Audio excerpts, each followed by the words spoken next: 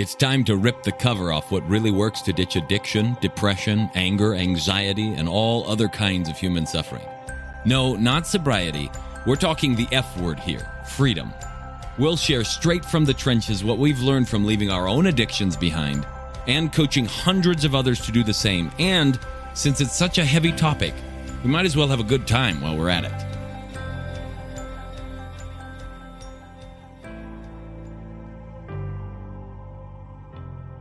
Welcome back to another episode of the Alive and Free podcast. Today we're going to talk a little bit about the idea of suppression. And oh my goodness, this is going to go a few different places, guys.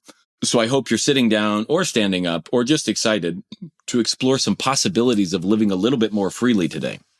Some time ago, 10 years ago, a client of ours, now he wasn't a client 10 years ago, but a client of ours was struggling with some things in his life. He was exhibiting certain behaviors and he ended up getting on some anxiety medication.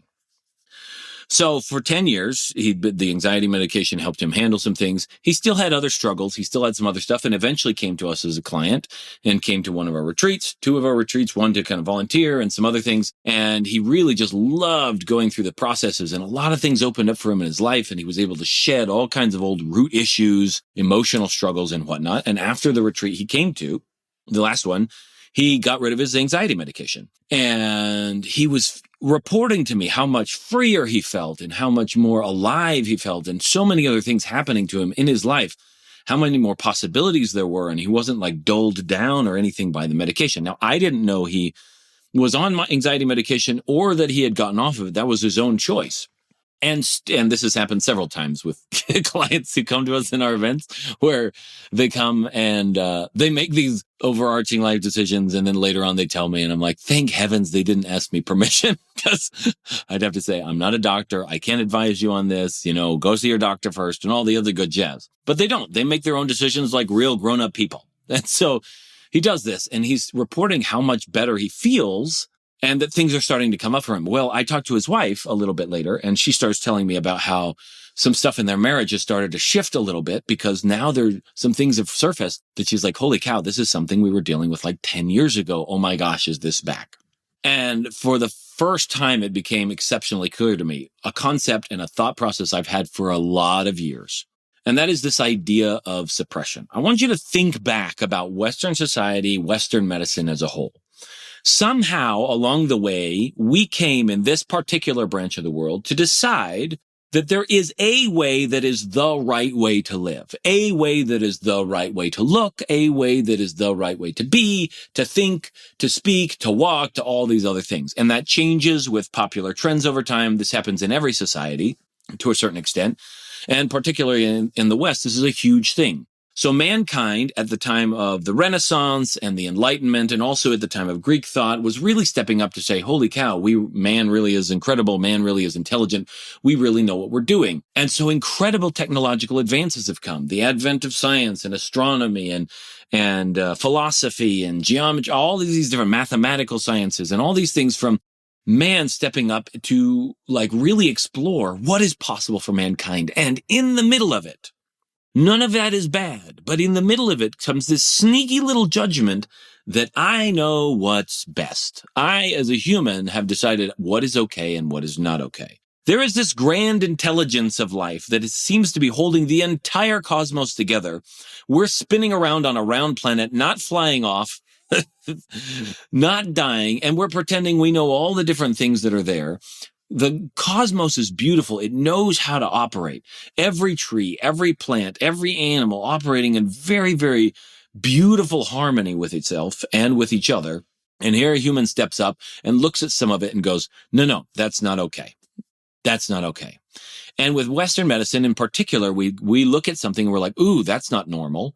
And as soon as something is not normal or a deviation from the norm, automatically we look at it as bad. Think about it. If you got a rash on your arm, would you be like, oh, hallelujah, I love this. My body is literally getting rid of something. The skin is the last layer of things that this has to pass through before it's finally out of my system.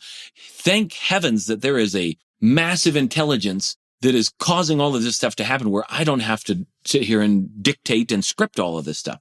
Is that your reaction? Or is it more of a, oh my gosh, no, a rash. And, oh, do I need to put some makeup on this? Oh man, I look really bad. Oh, there's zits on my skin. Oh, there's all of these other things. Oh, I'm feeling sick today. And all of these things were like, oh, this is bad. Oh, this is bad. Did you know that if you never got sick and the pathogens were in you, that it would be bad if you didn't get sick, because getting sick is your body actually healing you? Did you know that pain is a body's response to helping you become aware of certain situations? And once you get really in tune with the body, pain doesn't have to be the response. Other things can happen. But did you know that all the things that you think are illnesses are actually the body actually doing its work? Did you know that? That somehow life has this grand intelligence and understands when to cause inflammation, when to not cause inflammation, when to create cold chills and hot flashes, when to spike a fever, when to shut down and make it so that you're not hungry, so that you don't eat, when to have inflammation of the sinus cavities so that you can't breathe as well, so that you get a different CO2 level into your system.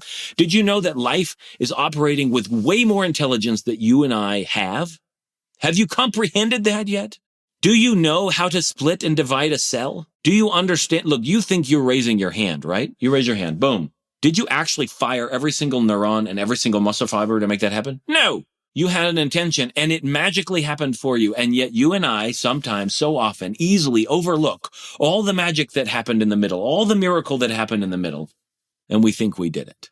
And with that type of hubris, that type of arrogance, we look at health and we determine what's healthy. And the crazy part is, how are we determining what's healthy but by taking an average of all of the people that we deem healthy and we say, well, somewhere in here. What if the somewhere in here, even though it seems healthy right now, is actually suboptimal?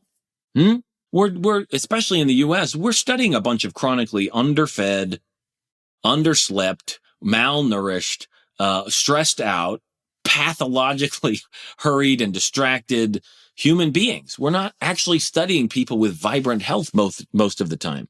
And we're saying, oh no, this level's fine or that level's fine and all of these different things. Body mass index has changed over time. Not too long ago, it was like for a 6 foot tall person, 60 pounds was typical. And now it's like 270, something like that. It's much, much more that we're saying, oh no, this is within the acceptable range. We've changed our measurements because of who we're measuring. But is that the way the human body and system are designed? No. So here we come to Western medicine. Think about every pill that's there. In some fashion, every pill that's used is a form of suppressing nature's response. Even if you're trying to take a pill to stimulate something, you're trying to suppress, for instance, I want more adrenaline in the system, or let's stimulate labor. What you're doing is suppressing the natural response that's happening in the system that's saying slow down. We're saying, no, speed up. When it speeds up or it gets inflamed, we're saying, no, slow down, don't do that. And so when there's inflammation in the system, we try to get rid of inflammation and swelling. When there's this, that, or it doesn't matter what it is. If there's a fever, we try to bring the fever down. If there's a cough, we try to suppress the cough. If there's nausea or indigestion, we try to make sure that goes away.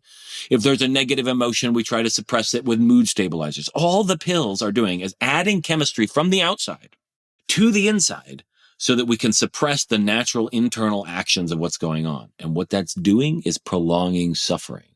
This man that came to us, there were things he was going through that his body and mind were bringing to the surface 10 years ago.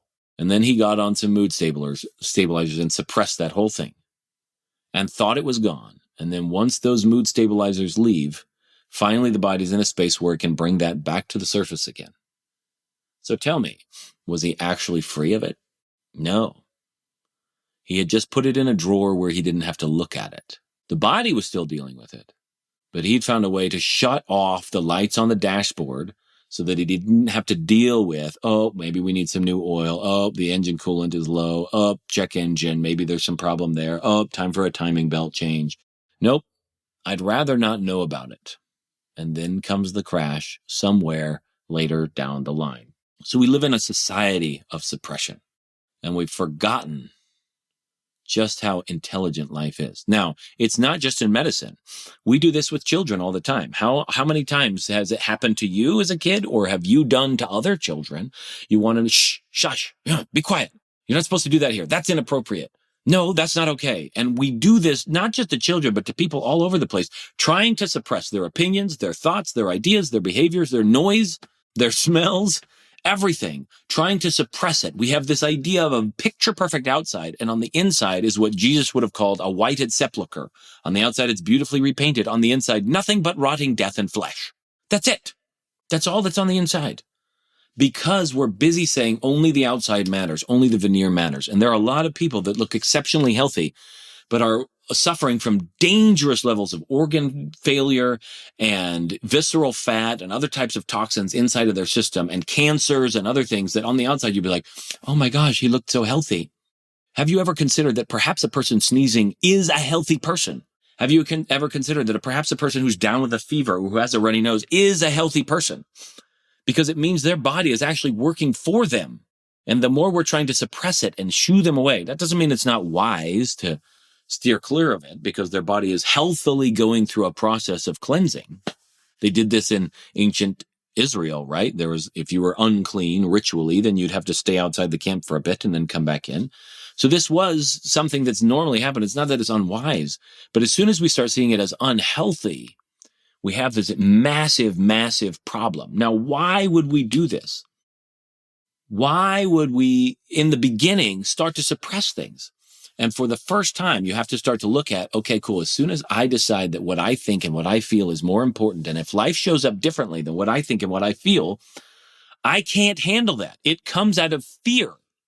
If someone comes up to my face and calls me some nasty name or pulls a gun on me or anything else, and I got to fight that off, it's because of fear. It doesn't mean it's not wise to fight it off, but a fear of being hurt or a fear of hurting other people or a fear of not being able to handle things. This is why we suppress stuff. Think back into your own life. What are the things that are your pet peeves, the things you try to get other people not to do? What are the political rants you go on that you're busy decrying why other people say things or do things or all that other stuff? What are the things that you can't stand? And why are you trying to suppress them? What would happen if they were allowed to be in your life? What would that mean about you? Oh no, I'm not having the picture perfect life of my neighbor. Oh no, well then I would never be happy again. Do you actually know that? That's a story you made up. Do you actually know that? No, you don't. You don't know the future any more than I know the future. None of us are here predicting things. It's really easy to predict something that's going to come 100 years from now or 200 years from now because you don't have to be around to like see whether or not it was accurate. It's really easy to make vague predictions about general things that could happen sometime in the future. But if we're talking about what's actually going to happen in your life, if you really look at it, you and I don't know anything that's going to happen in the future. But our fears are teaching us that we do. And so we suppress it. Now, these fears come out of survival instincts, right? Look, I don't want to go to a dangerous spot and get hurt. And so predicting in that sense, oh, that might be a dangerous spot there or there or there. That's a healthy survival instinct. And your prediction still isn't clear perception of what's actually happening. Perception trumps prediction every time. If you can clearly see what's there, you no longer have to fear it. You'll just deal with it. And if you can't deal with it, then that'll be the end of things and that'll be the end of the problem. But if you can deal with it, you'll deal with it the best way that you know how. And there's no need to suppress it. The only way to perceive what's happening is to let it in, not to shut it off. If you want to really know what's happening with your body and your physical health, you need to actually listen to the pain, listen to the discomfort, listen to the emotion, listen to the thoughts, so that you can actually perceive what's there and keep looking until you can really see what's at the bottom of it. But the minute you shut it off is what you're teaching your system is, I can't handle this. And so then your system forms to match that belief and that thought. Do you want to go through life with your body playing out the story that you can't handle this? That you're a victim? That you're not strong enough? Do you? If you or someone you know is looking to drop the F-bomb of freedom in their life, whether that's from past trauma, depression, anxiety, addiction, or any other host of emotional and personal struggles, but they just don't know how or want some help doing it, head on over to thefreedomspecialist.com/feelbetternow and check out some of the things we've got in store for you, or book a call so we can look at your unique situation and get you the help that you're looking for. Here's one of the things I've noticed, that in healing and in emotional healing and trauma release and all the other things, The most powerful things I've ever seen happen are not when we coddle someone. See, we live in this weird coddle culture where when someone's suffering, we run up to them and we pat them on the back and we say it's okay, that everything's going to be okay. And do you know what that message is? It's all going to be okay that you're suffering. It's okay that you're struggling. It's okay. It's okay. And what we learn when we receive that coddling is, oh, I get comfort when I'm struggling. And so we learn a behavior to struggle when we're looking for comfort. Happens all the time. How many times do you go and brag about how hard work you did? I see it all the time on Facebook. And I used to do this a lot. And I don't anymore because it's meaningless to me now. But like, what does hard work? What does that even mean? There's just the actions taken. Whether it's easy or hard has to do with your relationship to it. And you and I have learned that if I say it's hard work, people praise us for the hard work, even if the results didn't come. If I want praise, I can say how hard I worked. And I can get comfort and praise and relief, and people can run to my aid and succor me because of how hard I've been working and how hard my life is and all of these things. But it doesn't change the nature of my life. And we've learned to manipulate people this way. Guess what? When you coddle someone, what you actually do is prolong their suffering. It doesn't mean don't feel, grief when they grieve. It doesn't mean don't mourn with them if they're mourning. It doesn't mean any of that. But going up and telling them it's okay, going up and telling them, oh, we can fix this, going up and telling them, no, you'll be fine, everything will work out, going up and like painting a silver lining around it isn't actually going to do anything for it. Because what has to happen is not that they fix anything, but that they discover their strength in that situation. And when they discover their strength, suddenly it's not a problem anymore. The first step to problem solving is to stop seeing it as a problem. Then all you're looking at is information, and you can always deal with information. If I'm standing on top of a mountain and I'm going to go down a mountain, and I may have said this before, you're looking at a bunch of moguls to ski down. My son looks at this and thinks he's going to die. I look at it and I go, there's a jump there, and that should be fun there, and this is the way I'm going to go there. It's just information. Your relationship to that information, that's all that is. It has nothing to do with what's there. And as soon as you stop seeing the mountain as a problem, as soon as you stop seeing your life as a problem, as soon as you stop seeing your pain, your health issues, your even addiction as a problem, then you can start to see what's actually there. And when you can see what's there, you can actually do something with it. Because right now, if it's a problem to you, you're swinging in the dark. You can't see everything that's there because you're filled with all kinds of horror stories about what it is and what it's going to do to your life and what the future is going to be like. And all that stuff is blinding you to what's actually in front of you. Imagine putting a blindfold on someone and then saying, okay, cool. Like, let's say your husband or wife is dealing with an addiction thing, and you give them all these stories and you blind them with these stories, and then you tell them it's their job to go find a way out. That's like blindfolding someone and telling them to drive to the store and pick up a box of instant coffee or something and then drive back home. Are you really going to do that? Are you expecting that their mentalist powers are so good that they're going to be able to see the road through the blindfold? Really? Really? No. But we do that with each other all the time. And we coddle each other in our struggles and our pain. We go and we think that comforting someone is the best thing to do. It isn't. Being with them is powerful. Being with them without judgment, without requiring that they be any different than they are, super powerful. Because in that space, you don't rob them of the discovery of the strength that they've always had but didn't know they had. With immunological stuff, what I've seen, and this doesn't mean it happens in all cases, but what I've seen, especially with spontaneous remissions and a lot of these other things, is that when the body discovers its own strength, the illness goes away. When the body discovers its own strength, the illness goes away. The same with emotional trauma. When the person discovers their own strength, the trauma just goes away. It's no longer an issue. It's only been an issue because the person believed they couldn't handle it. But as soon as the person's like, oh, okay, no big deal, I'm fine, then all of a sudden the trauma goes away. Nothing changed about a person's past history, but they've discovered their strength. They discovered that they could handle it all along. They discovered that there's nothing wrong with them. They discovered it's not actually a problem. And so now they can navigate it quite easily. And a lot of the processes we take people through with this are breath-oriented and physical tissue, body-opening stuff, some really intense body training techniques, and movement stuff, and martial arts sometimes, and meditative things. And a lot of it is not verbal, because to discover strength, you can't do that by talking through it. When you discover strength, it has to be an experience that happens. And that's why we run these retreats, so that people can do that, so that they can stop suppressing what they are calling the problem, and they can step up and start to see that the solution was already in them. that the strength was already there. They just hadn't discovered it and they didn't know how to use it. There's a big difference there. So as we're rounding out this discussion around suppression and the coddle culture that exists in our society today, I just want you to take a step back and look at it. When you've gone and rescued your kids from their struggles, oh, it's going to be okay. Everything's fine. It's okay. Did they discover that everything's fine? Or did you smother their reaction with your attempts to comfort them? And do those same kids keep coming to you every time they get hurt? It's not that we don't want them there, but everything I do as a parent, at least if I'm conscious of it, is an attempt to help my kids discover their intelligence, their capacity, their strength, their joy, and they don't need me. They only have 18 years-ish with me anyway. And if they have learned through those 18 years that they need me, that they need my guidance, that they need my help, that they need my strength, that they need my wisdom, if they've discovered that over those years, then when they go out into the world, they're going to keep needing me. But if they discover in those 18 years that they don't need me, that instead they get to have me around and they can enjoy that and we can have a good friendship, but that they don't actually need me, then when they go out into the world, they won't need me either.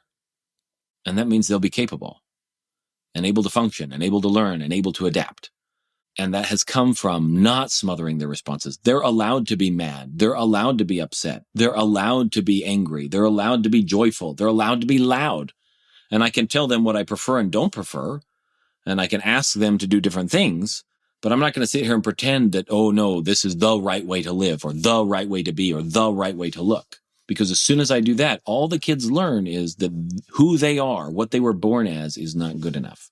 So for a second, think about all the things that have been suppressed in your life, all the physiological things that have happened. How many times do you want to stop the headache? What if the headache is intelligence at its highest peak working through something for you?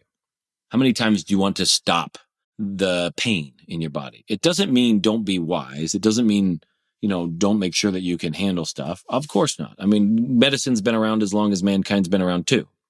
But how much of it are we just busy suppressing because we don't like it or because it's uncomfortable or because we're afraid of things? By the same token, suppressing your opinion, suppressing your thought processes, suppressing your emotion. When you suppress something, eventually it's going to have to come out. And if it doesn't come out the way that it wants to come out, it's going to find another way. Life always wins. Eventually, something will happen. And you can prolong that process as much as you want. It's just like electricity. When there's no resistance in the wire, there's no heat, really. When the more resistance there is in the wire, the more heat. So you can just go really quickly, or you can burn slowly. You'll still get there. Life will always win, but it'll be a slower burn with a lot more friction in it. And that comes from suppression. I'll just end with this thought. Who you are, who your kids are, who your friends are, who I am, we were born to be us. No one else. I said this last time. There's nothing that needs to be suppressed. You can still learn to dance with what you are in amazing ways and have profound experiences with it.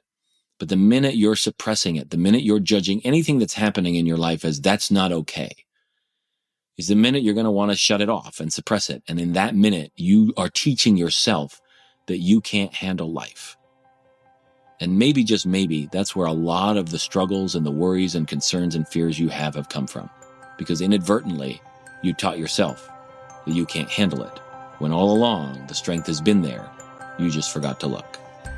And that's it for today's Alive and Free podcast. If you enjoyed this show and want some more freedom bombs landing in your earbuds, subscribe right now at wherever you get your podcasts from. And while you're at it, give us a rating and a review. It'll help us keep delivering great stuff to you. Plus, it's just nice to be nice.